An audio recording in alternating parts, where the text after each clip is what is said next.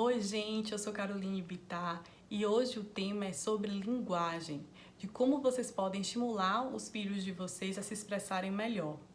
Mas antes de tudo, eu peço que vocês se inscrevam aqui no canal e curtam o vídeo. O desenvolvimento da linguagem ele depende muito de estímulos externos.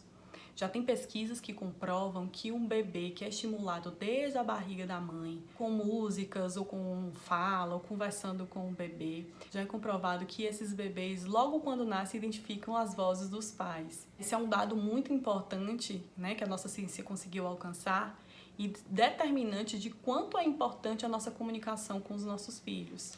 Então, como estimular a linguagem de nossos filhos? A linguagem ela é extremamente importante, ela norteia o nosso cotidiano.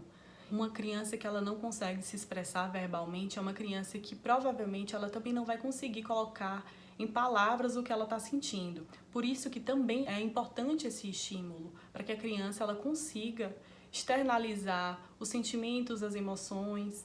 Vocês já ouviram falar do termo tati-bitate? É a articulação defeituosa de determinadas consoantes. Os pais e outras pessoas têm costume de falar de forma infantilizada com a criança, não é verdade? Substitui algumas consoantes, o R pelo L, o P, B.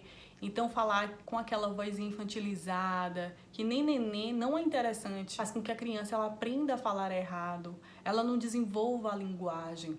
Por exemplo, tristeza.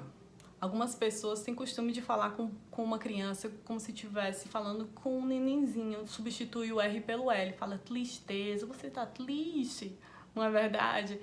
Então falar com seu filho de forma carinhosa é uma coisa diferente do tati-bitate.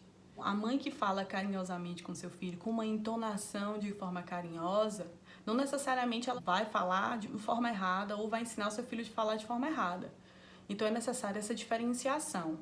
A forma carinhosa de você direcionar a fala para o seu filho é diferente de você trazer o tati-bitate todas as vezes que você fala com ele.